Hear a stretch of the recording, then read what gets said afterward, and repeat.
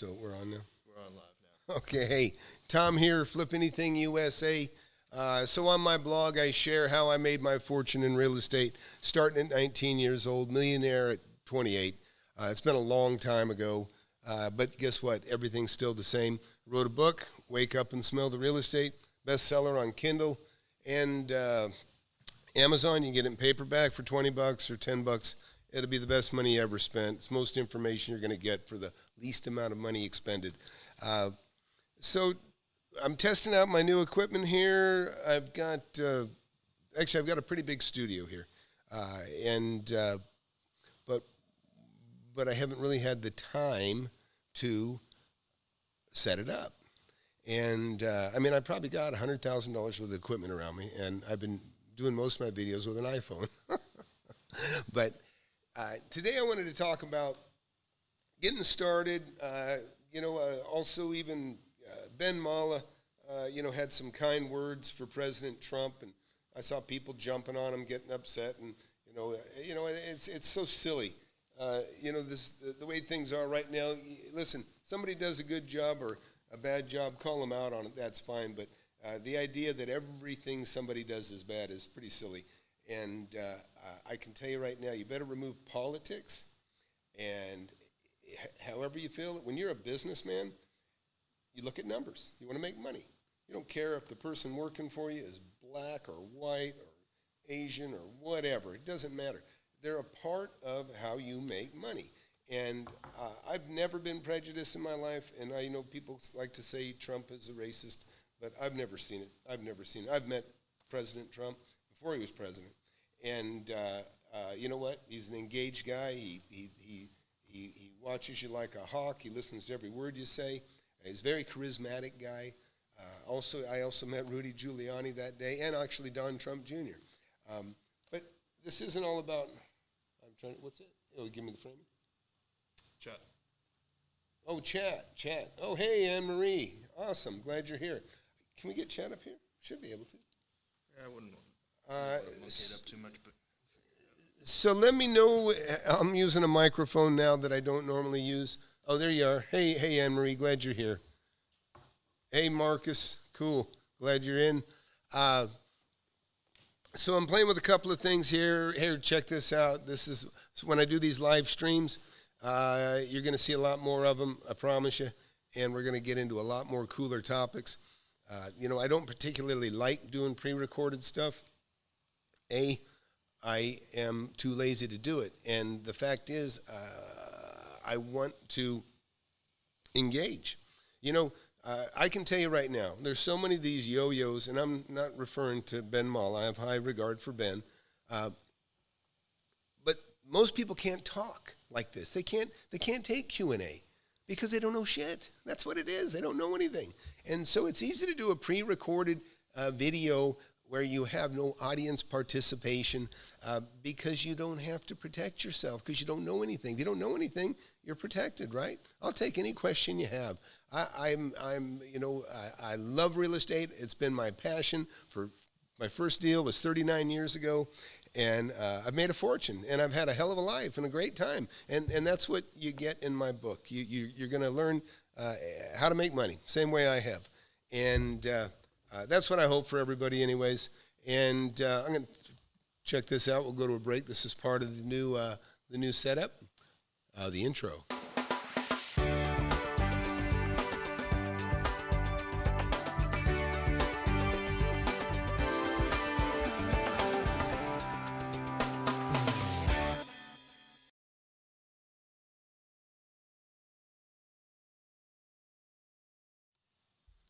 All right, so again, we're kind of working the kinks out, and I'm letting you guys help me figure it out. But who do we got here? Oh, hey, Lemonades.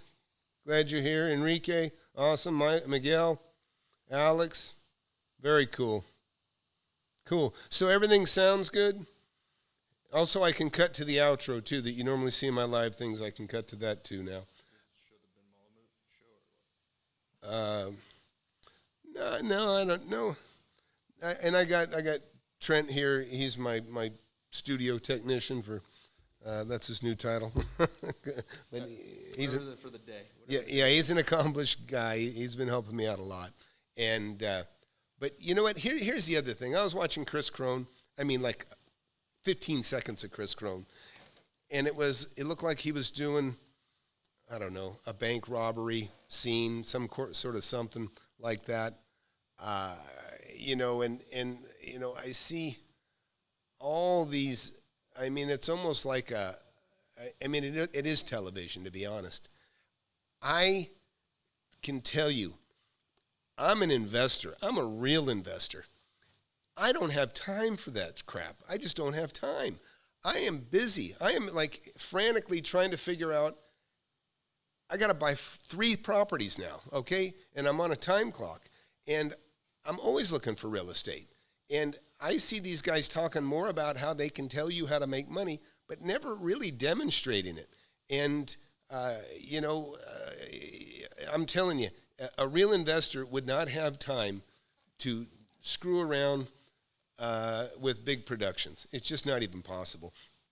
Now, Grant Cardone, he lives in a studio, and that's all he's doing is creating people to make the phones ring in his, you know, in his call facility, for lack of a better term.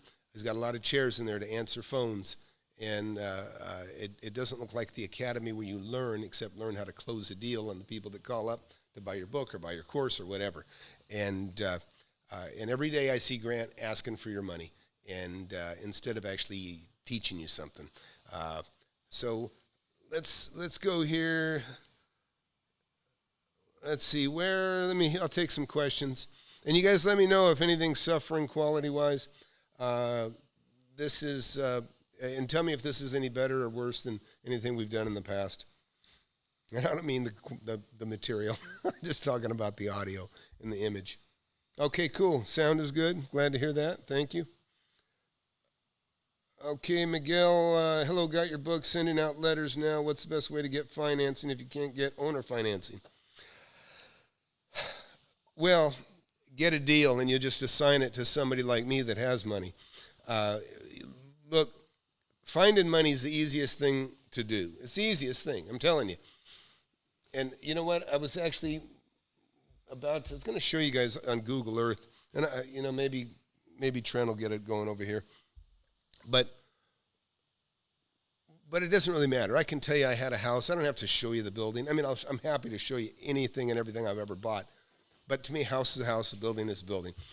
But you guys know the story. If you got my book, you know the first building I bought $10,000 down, 6-month escrow, gave me time to save the money to buy it. Got to stay in the building for free for 6 months. That's how I saved the money for the down payment.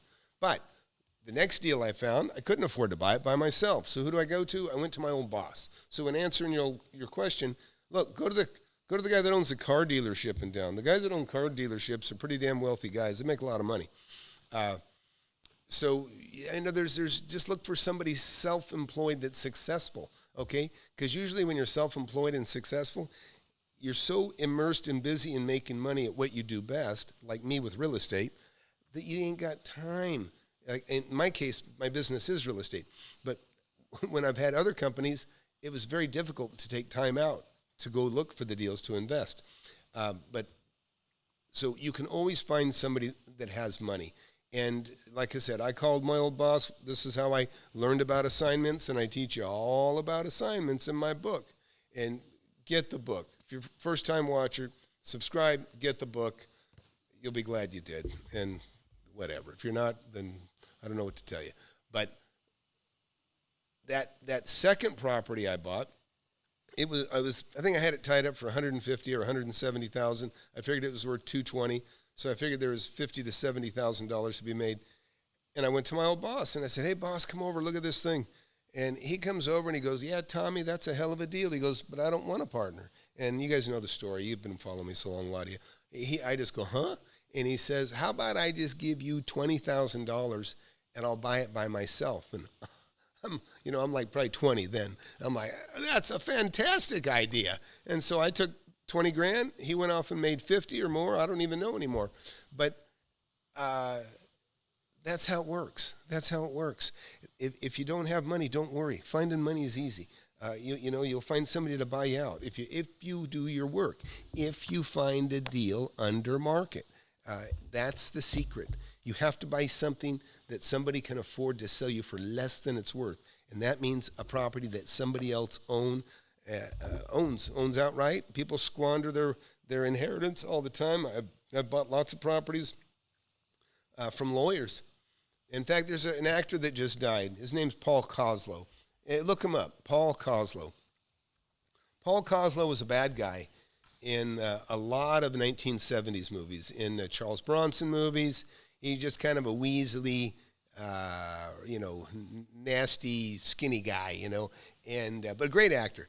But anyways, he used to own, or he still owns, or he's dead now, but he owned a place in, I want to say Lake Hughes, California.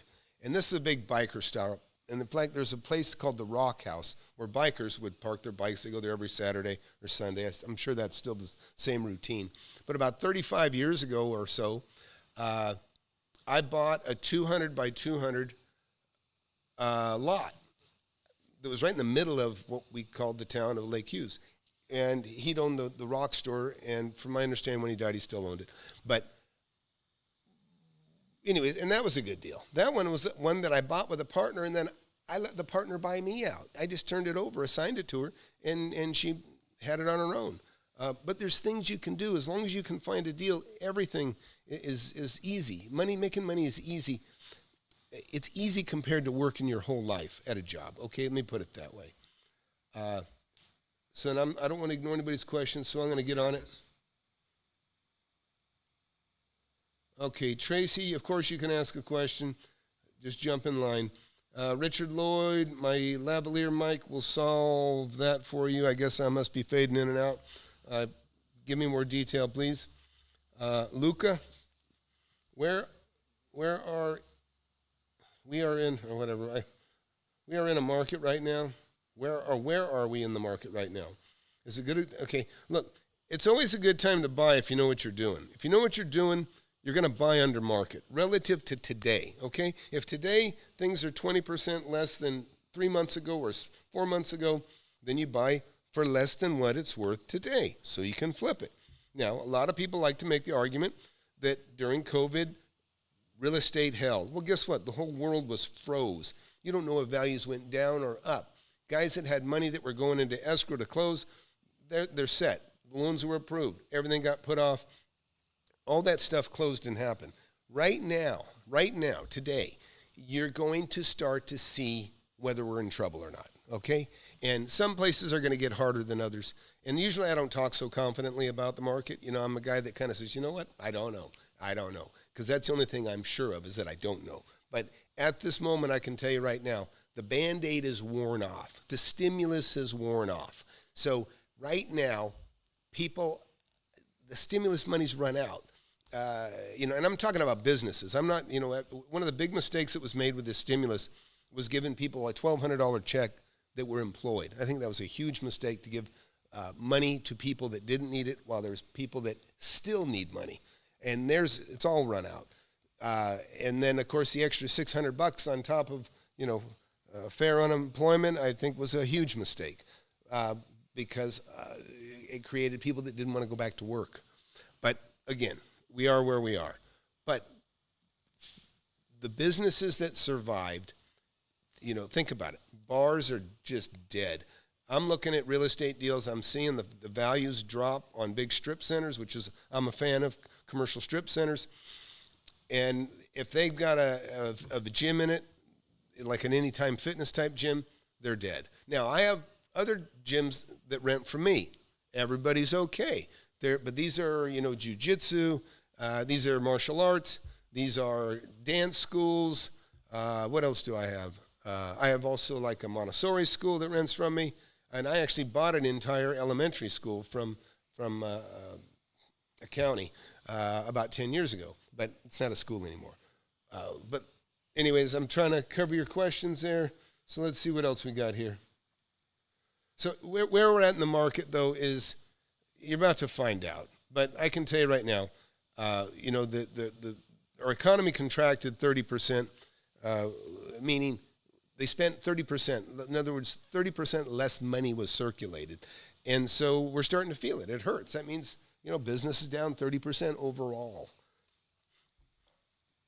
Okay, and I don't know about you, but I've had a hard time spending money. And I'm talking about playing. I just came back from a fishing trip, and I sat in a United Airlines flight, and we were shoulder to shoulder. Every seat was packed. Now, I wore a mask, but it's just interesting how subjective they are with, requiring masks. I mean, of course, everybody wore a mask in the plane. Makes sense because we're huddled together. But, they don't want you sitting on the beach in California, hundreds of feet apart from each other. But you can get on a plane to fly there, shoulder to shoulder. Anyways. So let's keep reading here. Yeah, I'm looking. I'm trying to spend money right now. I'm a little frustrated because some of the stuff that I want to buy is more than I want to pay, and the stuff that I missed out on, second in line, which you're going to learn about being number two, being second in line, waiting for number one to screw up. That's where I'm at in a couple of things. And I'm actually even offering money for number one to get out of my way so I can buy the damn thing. Okay, St. Louis Obispo, yep, beautiful wineries, yep, I agree. I love wine. I go to Napa and I go to, Palos Verdes? Yeah, no, not Palos Verdes. Paso Robles. Okay, let's see what else. I'm rehabbing a house and want to sell it, rent to own. What's your thoughts on this? You want to sell it as a rent to own? Why do you want to finance it? Just sell it. Get your cash. I don't like that idea at all. They're going to thrash your property and walk away and have, you know what I mean? You got to get some cash. They got to have some sweat equity, or they got to have something in the game. Tracy, good. Thanks. I appreciate you like the book. Chris, good. Chris Parker, you guys know Chris. He's in the mentorship program. He also gives me a hand around here. He just wrote in. He's got an email or two and 2 phone calls from off-market property owners today.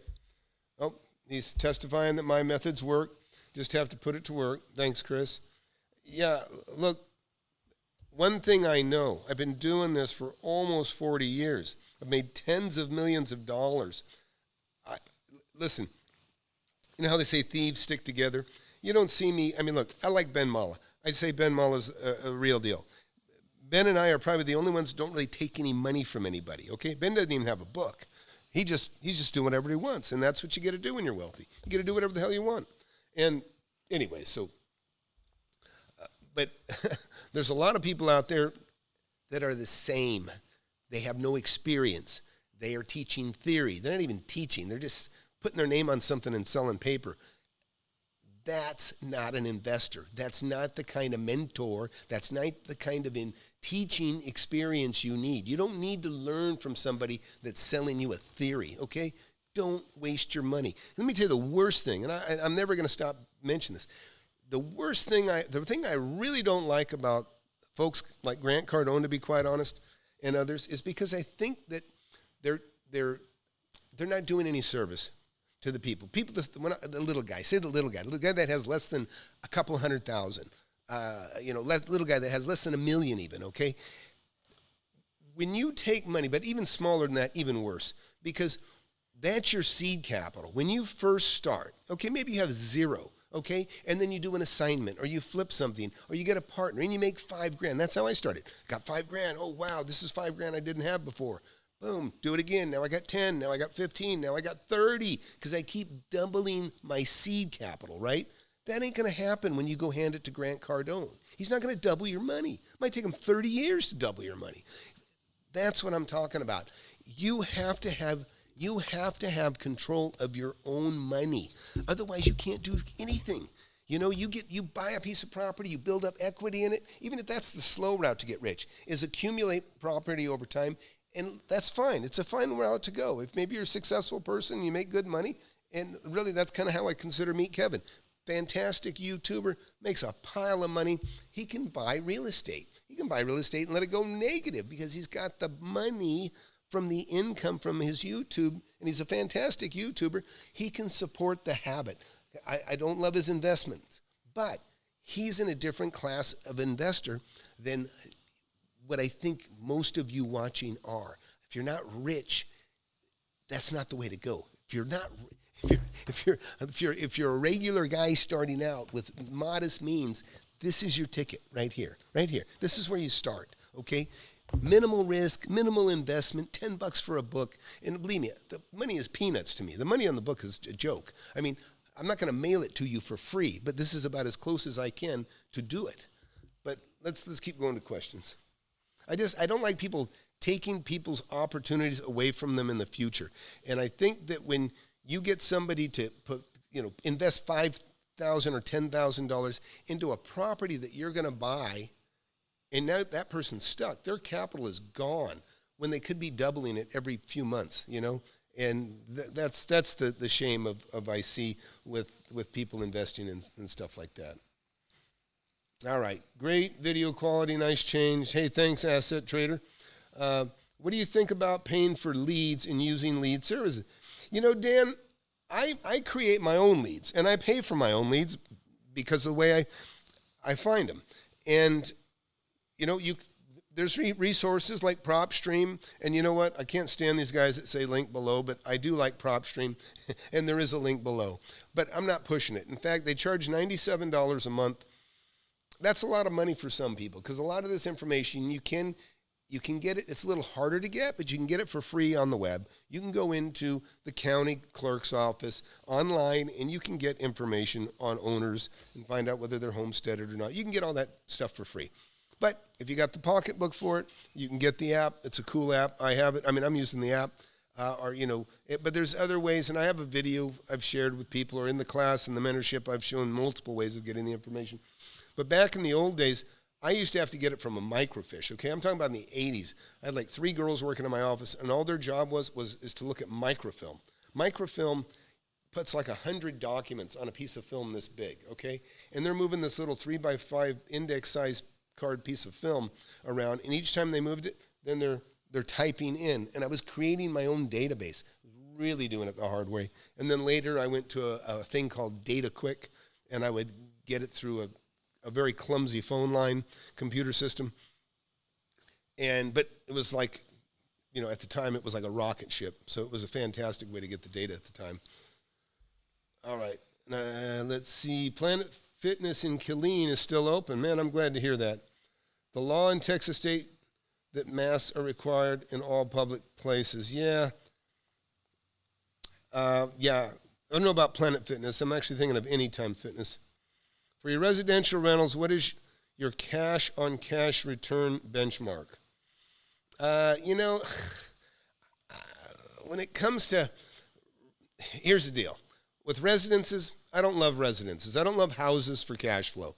If you can buy a house for $100,000 to $150,000, you can actually get maybe a 5% return, maybe 6% if you're lucky. But if you buy it right, you buy it under market, you might have 30, 40 grand you can make flipping that piece of land. I buy houses to flip, okay? In other words, that's where I really buy on value. In other words, if it's worth $200, maybe I'll pay $150 or less. And I'll flip it and I'll make 50 grand. Or maybe it's an emerging market, and I know that all these houses that I'm buying for $200 are going to be worth $320,000 to $400,000. I might buy it. I might buy it and sit on it for a year. I'm going to avoid the higher taxes by sitting on it a year. You pay a lower capital gains taxes. So I might sit on a house for a year anyways. But if I get concerned that the market's going to hell, like I did recently with COVID, I was selling 4 houses and I upped it to 10. And now I've sold 5 now. 4, but the 5th one's going in escrow. I might even be trading some property.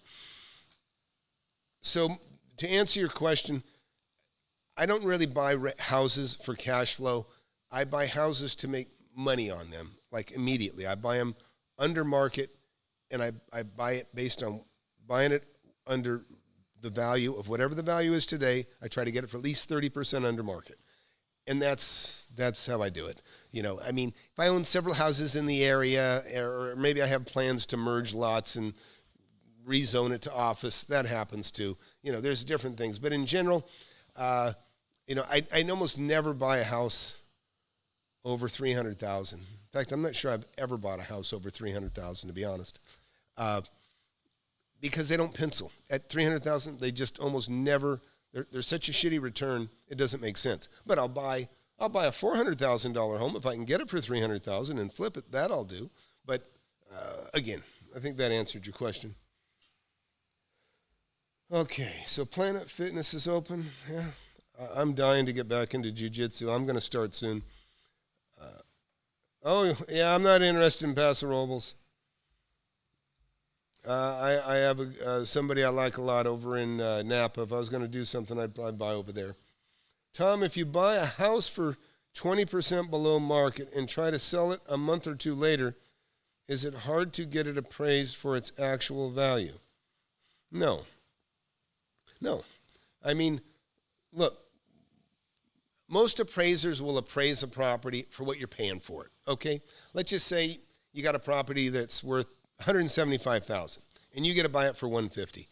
The appraiser's not going to stick his neck out any more than he has to. So he might appraise that $175,000 home. He might bump it to $158,000 or something like that because he knows, he's confident it's worth more, okay? But if you were buying it for $150,000, he might bring it up a little bit higher, like I say, than it is if it's worth more than that. But so to answer your question, if you buy the property 20% under market, when you go to resell it, if the person buying it from you is dependent on financing, your property is still going to appraise fine. You could have a property that might have a value of $175,000 and you sell it for $185,000. Well, the market is going up, and that's how it goes up. It goes up incrementally. And so if you're willing to pay $185,000 for a house that's worth $175,000, the appraiser will hit the $185,000 too. He will. So that's what I think about that.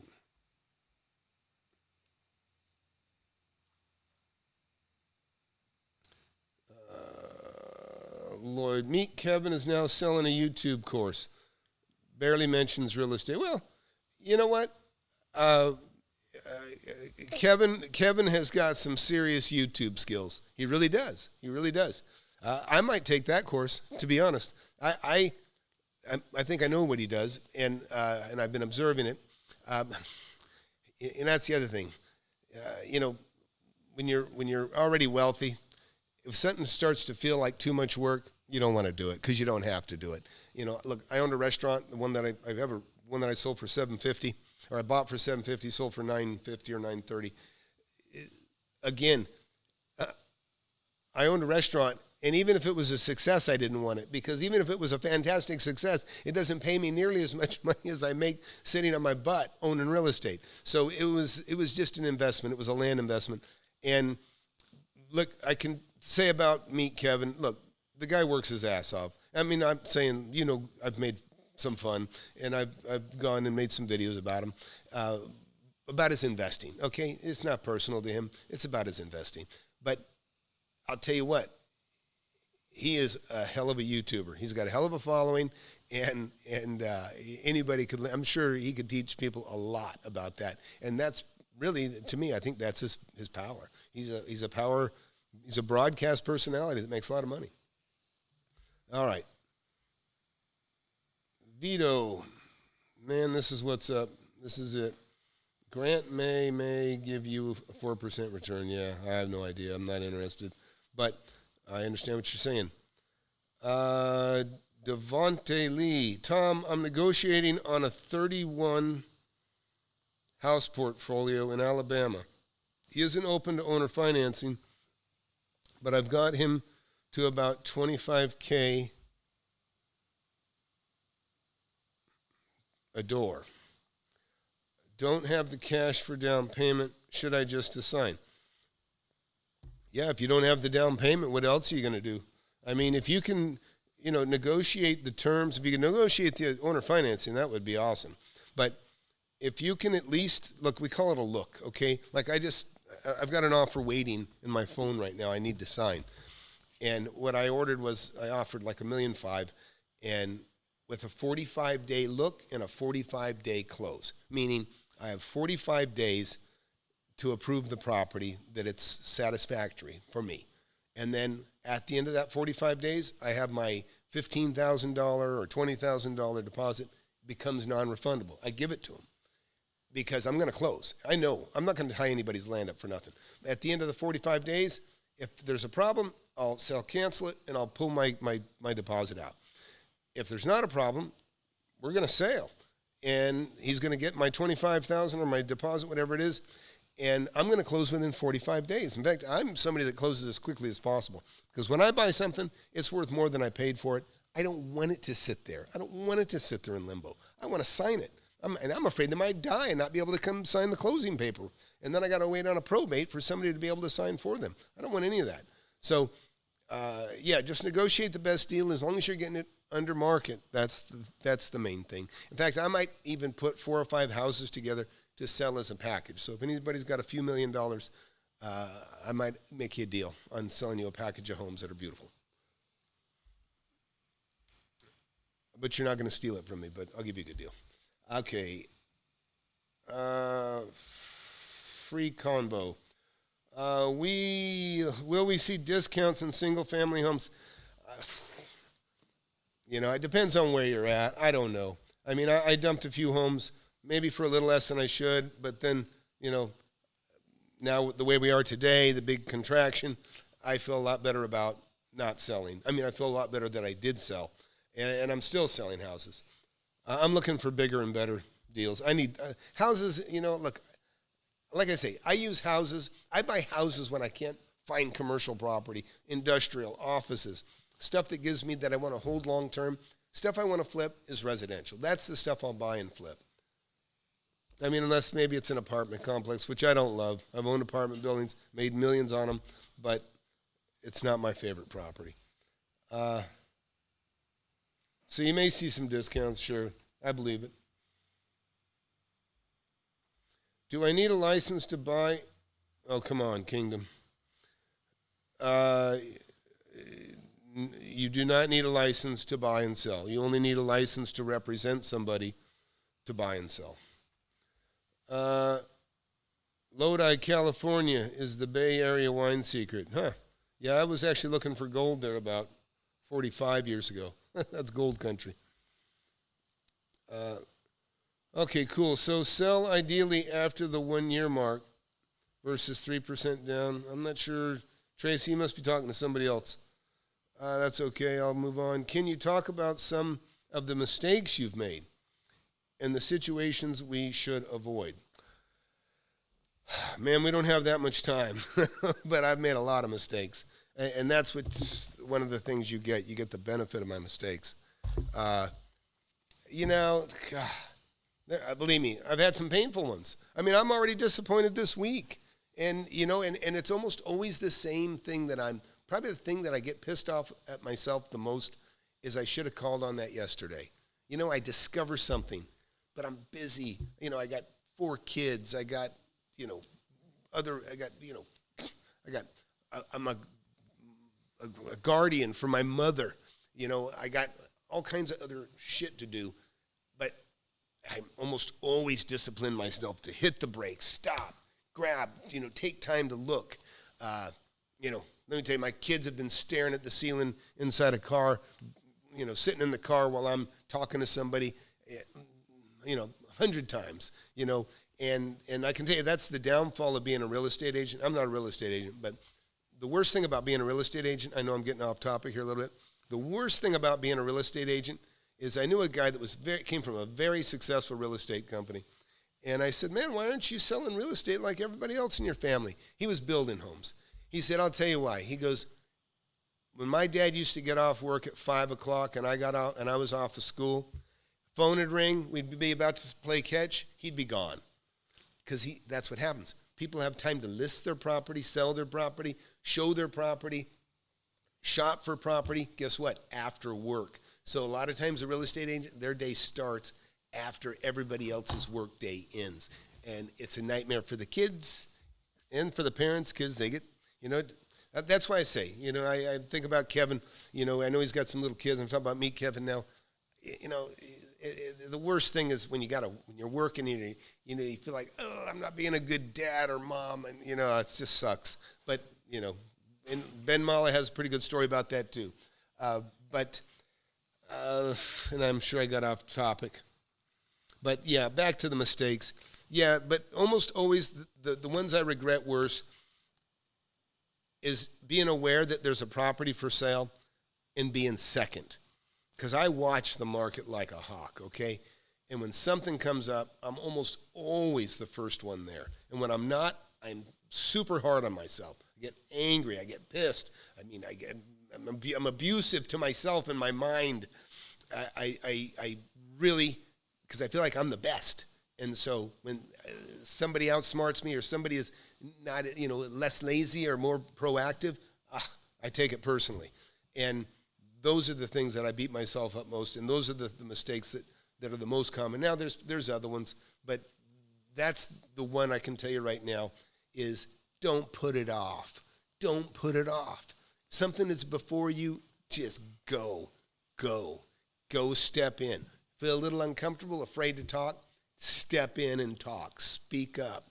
Don't sit quietly. You know what? If you don't open your mouth and you don't step forward, somebody else is going to step in front of you. It's like being nervous and wanting to ask the girl to dance on the other side of the dance floor. And you're kicking your heels and you're, gee shucks. And then when you finally get up your nerve, somebody's putting a drink in her hand and she's smiling and she's starting to enjoy the company of somebody else because you weren't first. That's what you got to do. Step up. All right, let's see.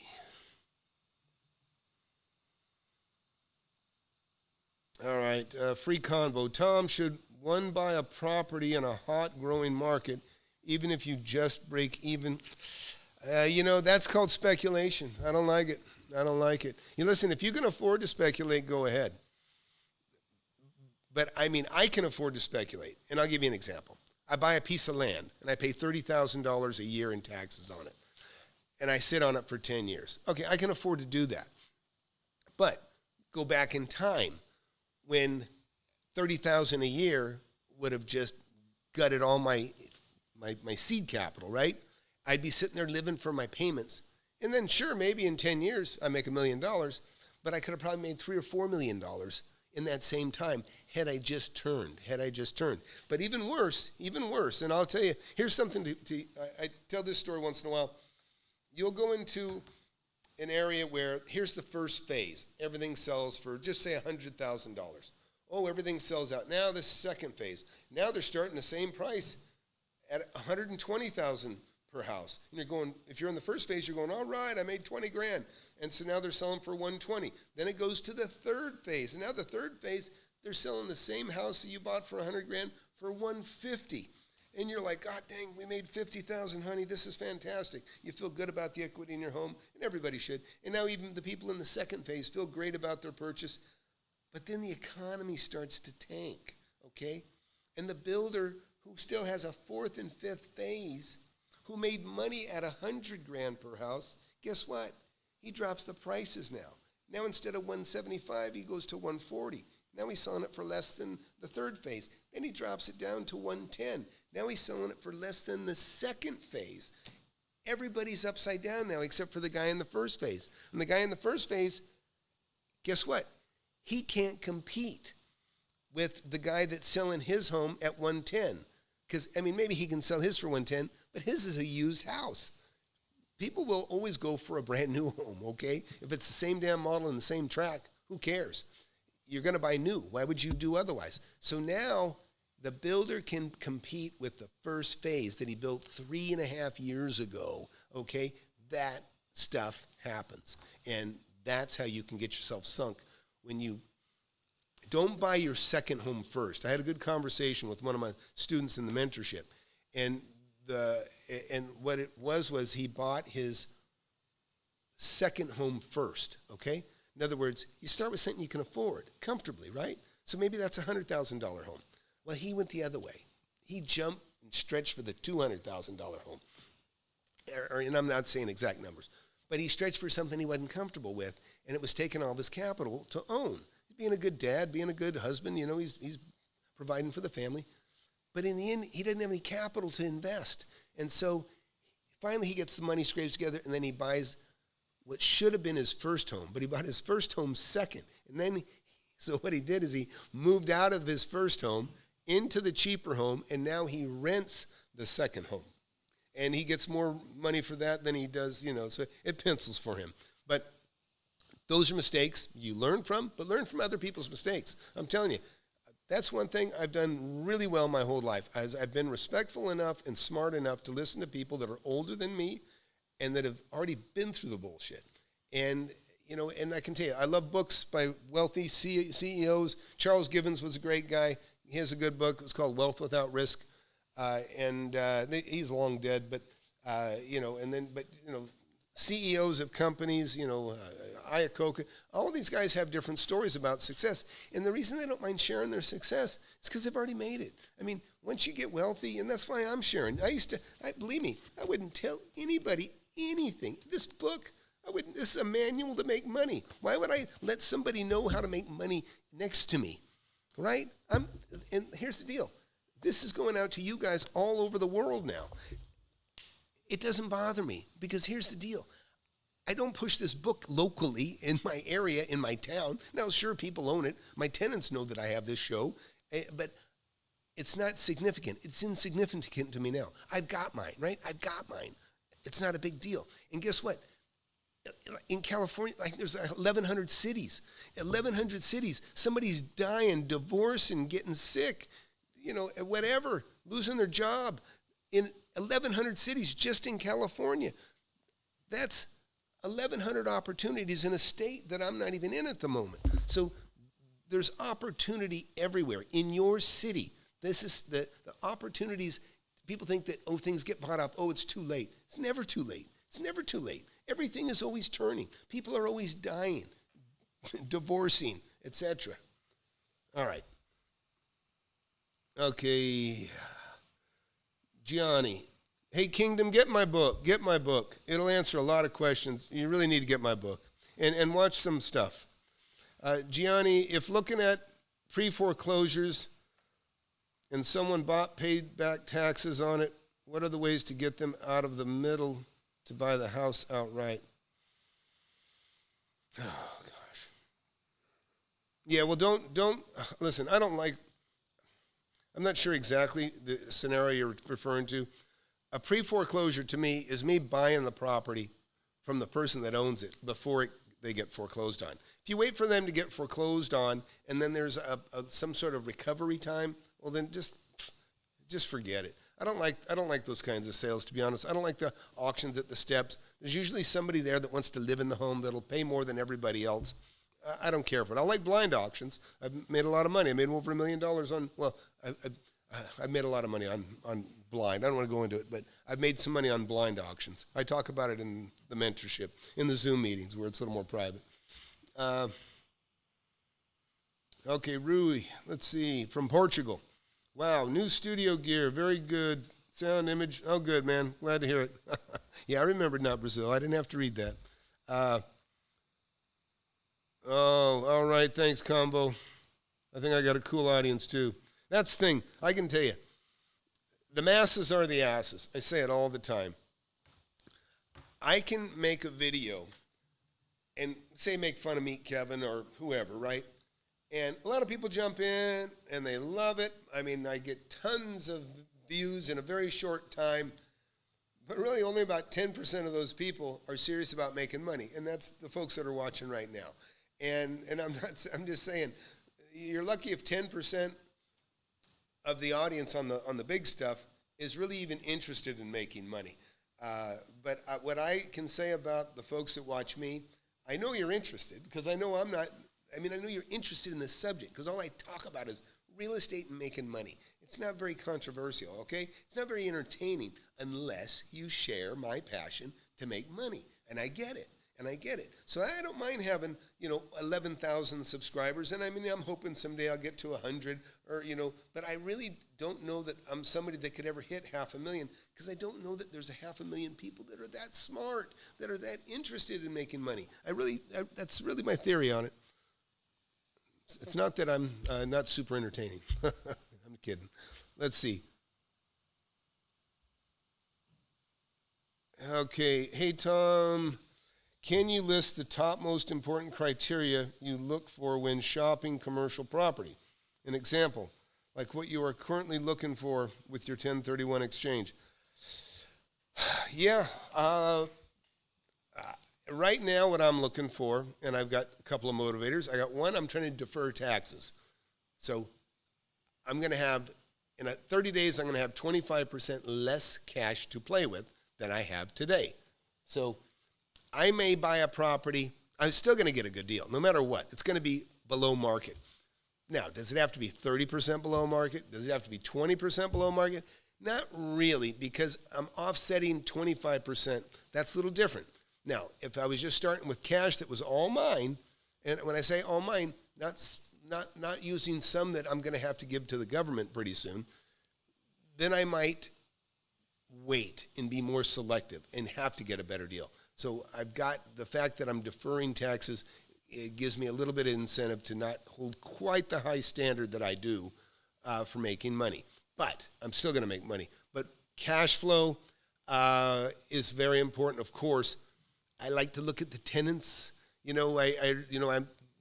looked at a strip center the other day, and I mean, they were asking a ridiculous amount of money for it. They had an Anytime Fitness in it that was no longer paying rent, and it was like, I don't want it. I don't want it. I don't want to deal with a gym-size vacancy, which was half of the damn complex, and the price was too high. Anyways, so I also like, I kind of like industrial property.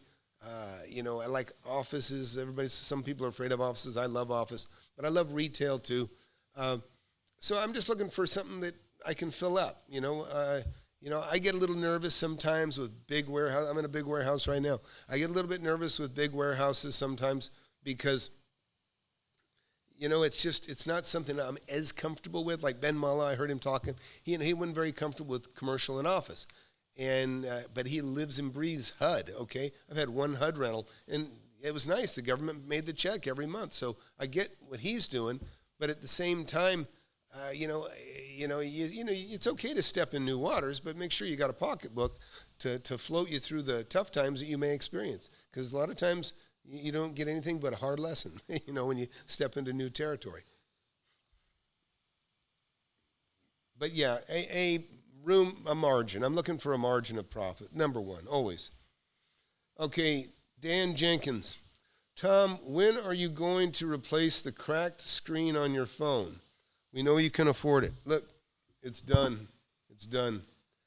I have replaced it. I also have a phone company that a phone repair shop. But actually, I couldn't let them fix it. I had to go to. Here's the deal. It was under warranty, okay? It was under warranty. So I couldn't get the phone fixed under warranty unless I was willing to part with my phone. And finally, I found a place that could fix it same day, just before I went fishing. And but yeah, believe me, I'm the first to fix my phone. And my kids, I can see the circuit board through the screen because they can't part with their phone for even 30 minutes. I just wanted to get my phone back the same day because I got people making calls. I got deals going. All right. Jose, I'm about to sell my property for $120,000 profit and hold out till real estate begins to dip and buy again. I'm afraid of how long I may have to hold out and inflation taking a big bite of my investment. Well, Jose, are you selling your home? Do you have 2 years to reinvest the cash? Or is it a 1031 like an investment property, a non-homestead, where you're going to have to do a 1031 and you're going to be under, the, that pressure.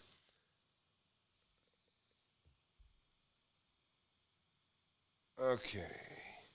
Yeah, so that's the difference, Jose. You'd have to tell me that. I don't know. But like I say, listen, if you're selling your property, maybe just wait till you find something to roll into. I got a guy that's dying to buy one of my buildings for I told him he wants to give me $1.6 million for this one building right now. I think it's $1.6 million. Actually, he wants to get it for a little less. But I told him I wouldn't even sell it to you for $1.6 million right now. He's going to buy it, and I'm sure I'll pay it probably $1.650 million. But I don't want to sell it because I can't find anything to replace it with.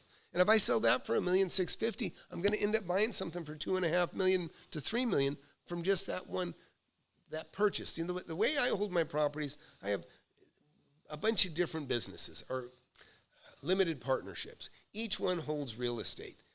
So when I sell one, whatever I sell, I have to buy something that costs more every time. That's how all these little folders increase in value.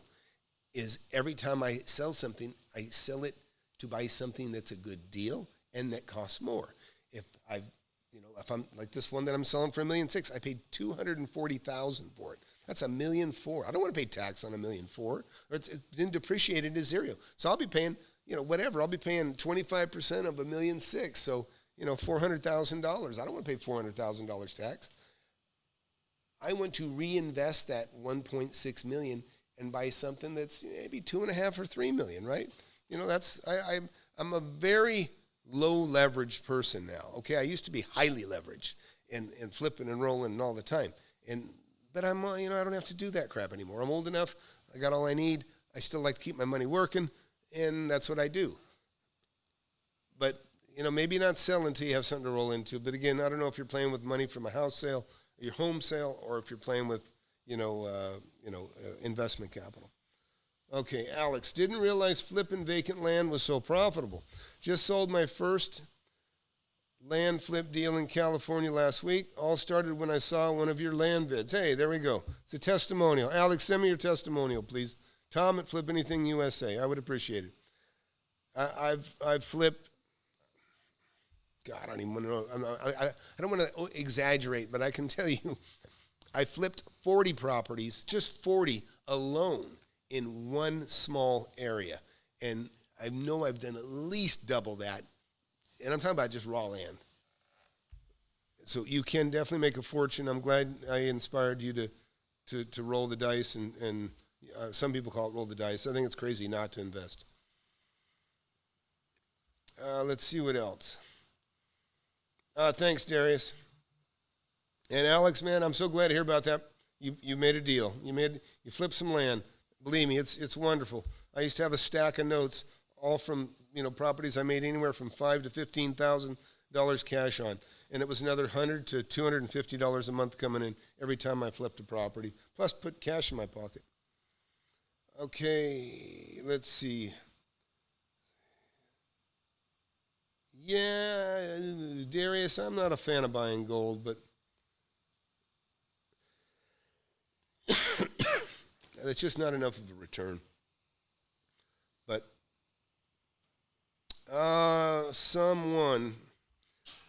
actually, gold isn't a hedge against inflation. Yeah, I would agree with you on that. I don't particularly love gold. I think you can do way better. Circuit board, yeah, I know. You know what I'm talking about. You can see the circuit board. Okay. Oh, you would be selling your home, Jose. So, talk to your CPA, but I think you got 2 years before you need to purchase another home.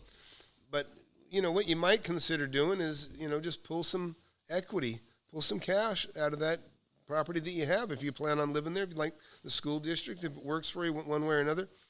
Maybe that's what you do. And don't just pull it out. Don't just borrow it out. Use a line of credit. A line of credit. That means you get a certain amount of money that the bank says, we will loan you this. We will lien your property for this amount. But we won't charge you interest on it until you start pulling the money out. And then that way you don't pay interest on it until you start using it. That's what you might consider. All right, big gold debate going on here. All right. Jose, what are your thoughts on using an SBA loan to buy commercial property? I love it. I'm looking at it myself right now. Yeah, what I've heard about it from one of my bankers is, sounds good to me, makes sense. But I've heard from somebody that says they got a little bit more into the details, and they said, it didn't look so attractive to them. So I don't know. Right now I don't really need to borrow money. I need to find stuff to buy to burn up the cash that I have. All right. Hey, looks like I've caught up to everybody's questions.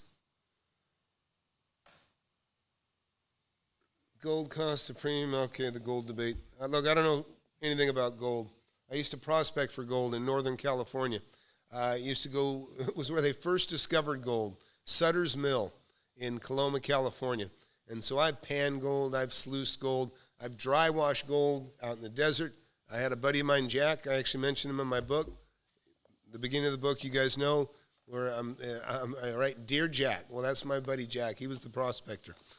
They called him Artifact Jack because he had so many amazing arrowheads, gold. I mean, the guy just had an amazing eye. He could spot just about anything and everything. He could tell where Indians lived. He could tell where they, panned for gold, looked for gold, and he just had a nose for it. He could find it. All right, guys. So everybody, give me a thumbs up if you think this works. If you like this live type situation, let me know. You know what? We're talking about Ben Mallah a little bit. Kind of got off track a little bit. I guess I don't need to go back to it now. But I'm a Ben Mallah fan, and I appreciate him, complimenting the President Trump. I think he deserves a lot of credit. I hear a lot of accusations that never seem to be proven about President Trump. But one thing I do know is he lowered our taxes, and the economy has been on fire ever since. And that has been good for real estate investors, okay? And it's been good for the whole damn country. But anyways, please share, subscribe, buy my book, spend $10, $20. I don't make hardly anything on this. I don't want to say I don't care because I do care. You can get ripped for tens of thousands of dollars when you go to a free seminar. It's a lure, okay? It's a lure to get you in. You can waste $500 on a course from somebody that doesn't know shit about real estate. Don't do it. Don't do it.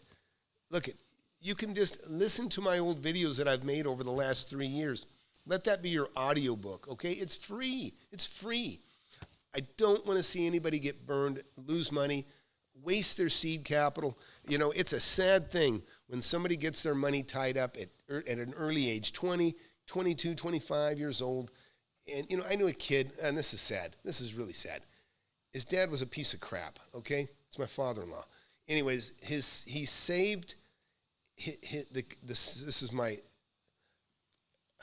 my brother-in-law, okay?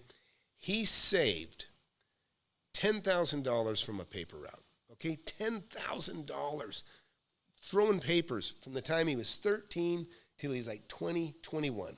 And guess what? His dad, I'm holding it for you, son. I'm holding it for you, son. And guess what? He spent it all. He never got it. So when he's 21 years old and he'd been ready to hit the ground running, he had zero, okay? His seed capital that he'd been earning since he was 13, he got screwed out of. Okay, well, it's just as bad if you're 20, 25 years old, maybe you got a new wife and a baby, and you've saved 10 grand, and then you hand it to some idiot to invest it for you. Or you get bullied into buying some stupid seminar crap, and then you've taken away your capital, you've robbed your future, right when you're ready to hit the ground running. It's silly. Spend $10, spend $20, okay? If you get ripped off, it's a gift. It's a gift if you get ripped off $20, okay? You can get robbed for, believe me, buy the book. Best thing you can do. And there's plenty of people here that are watching that bought the book. And they'll let you know. I'll do more live videos. Thanks, Sharana, if I said that right. Good, free convo. Get the book. Listen, it's Amazon. If you don't like it, I'm sure you can send it back. Nobody's ever sent one back, but I'm sure you probably can. Okay, I want to refi. Put in the comments. I'll address that one later. Yeah, get the book, Sharana. I'm glad you averted a disaster, or what I think is a disaster, with that other choice. Yep. Hey, Millennial Mike's in here. Hey, Mike, post your link. Millennial Mike here did a very, very, very excellent review on my book. That was really good, Mike. I appreciate that. I thought it was very, very good.